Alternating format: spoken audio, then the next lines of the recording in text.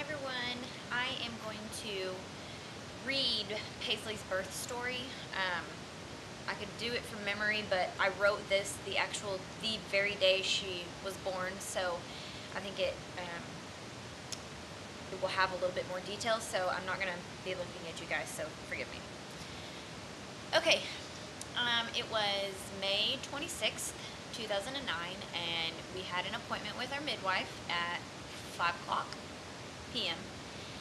And I went in, I had gained 2.4 pounds, and she sounded great, but was still in an odd position. She was posterior, which means she was face up, and having a posterior baby is possible, but it wasn't something that I really wanted to do.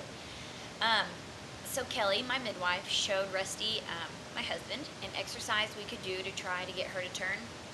I never even had her check me because I couldn't stand to be disappointed again with an unreachable posterior cervix like last time.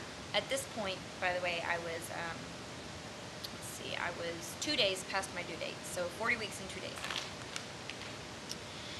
Okay, let's see. We left the birth center, which was an hour away, and I was having random contractions here and there, but nothing that alarmed me.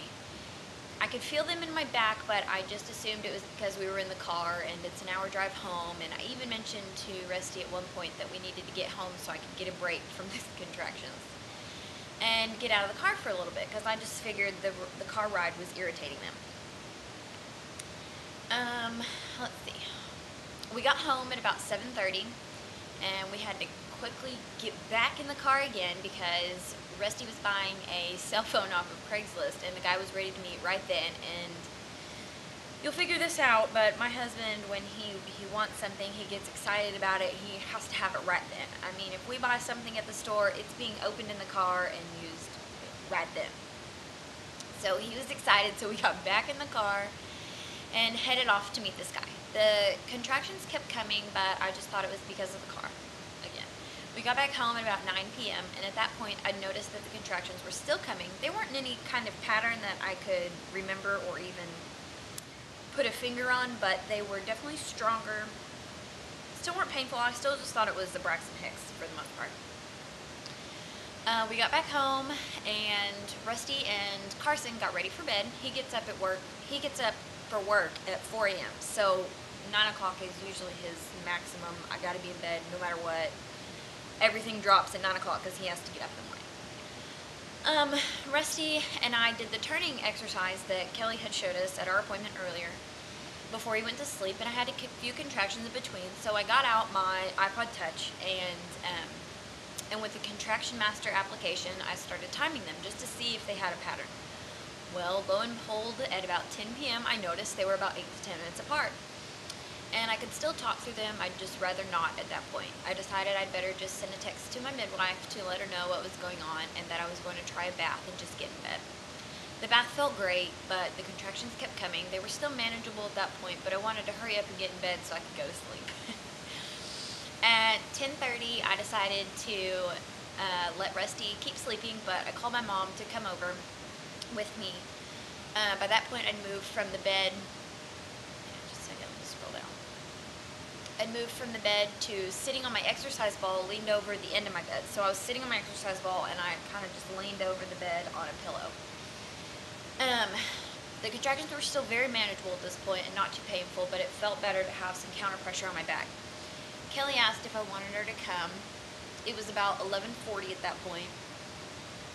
And I said that during contractions, I was starting to feel like I wanted her company, but in between contractions, I was fine. This is funny to me remembering it because at this time, I didn't even think it was possible that I was going into labor or that I was ever going to have a baby for that matter, so I just laugh at myself now being in such denial. Let's see. She told me she was on her way, but she wasn't yet. She had worked all that day, and she lives about an hour away, plus it was storming. We had a pretty big thunderstorm that night. Let's see. Oh, actually, I'm about to tell you that as part of the story. So it was thunderstorming in the Metroplex where we live like crazy, which made amazing background labor music noise. I loved it. I'll never forget that detail of that night. It added, so it added a little travel time for all the midwives to come. By the time Kelly got there, she got there at about 1 o'clock. I was having contractions about 3 or 4 minutes apart, and they were to the point where I was starting to hum with some of them, but not all of them. In between contractions, we checked my cervix, and I was, to my surprise, 75% effaced and 5 centimeters dilated, and baby was at 0 station. The best news of this whole thing, and it makes me want to start crying right now, is that she was in the right position. She was face down, she was ready to go, and would you believe that I still was not believing this was the real thing? And most of all, I was absolutely shocked because my body, it works. It doesn't need IVs, it doesn't need Pitocin. The contractions, and my body knew what to do to get a baby out, and it still amazes me. I get chills. The contractions, pain-wise, were still okay at this point, but the midwives started to fill up the pool, and I still didn't believe that this was real and that everybody was going to go home and I was going to go to sleep. Time gets a little fuzzy at this point. Things started to pick up, and I was starting to get ticked that the pool felt like it was taking forever to fill up. I wanted in that pool. At some point, I asked Rusty what time it was, and I remember him saying something like 2:30. I'm like shaking. That fan is going crazy. It's making me cold. I got in the pool soon after that, or maybe it was closer to 3. I don't remember. The water felt wonderful. I got in just in time for the all wonderful transition stage. That's the toughest part of labor, but if you can make it through that, you can make it through anything. I started saying I can't do this. I wanted counter pressure on my back, but I couldn't figure out what I wanted, how I wanted to get comfortable, and I felt kind of out of control, which made me nervous. But but we did find a comfortable position. I made Rusty get in the pool with me, and he just did whatever I could tell him to do at that point. I remember, some contractions I was like, don't touch me here, try and touch me there, but during a contraction you can't really talk, so hang on a second, I gotta turn off this fan.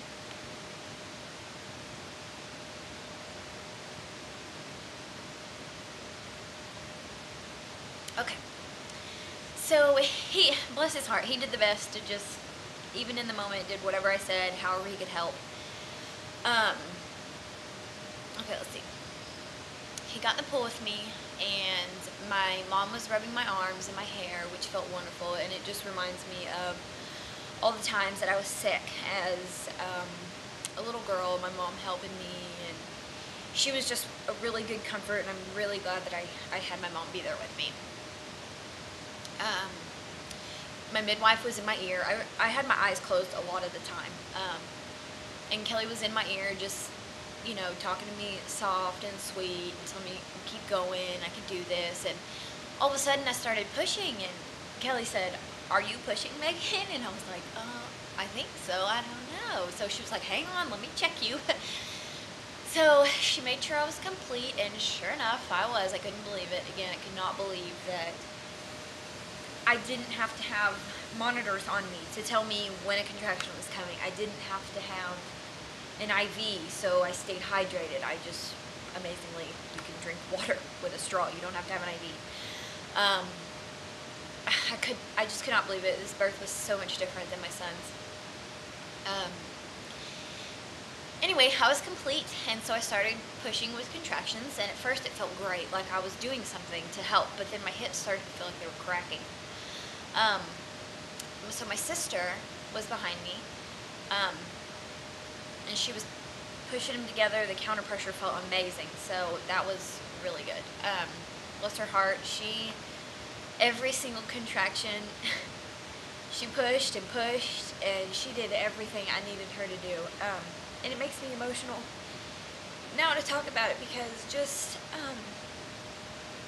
in February she had her baby, and I got the chance to repay her because she had a birth center, or she planned a birth center birth, and after 40 hours things didn't go the way we planned, but that's a story for another day. Let me check my time. Go back. Okay, this is gonna have to be 2 parts, so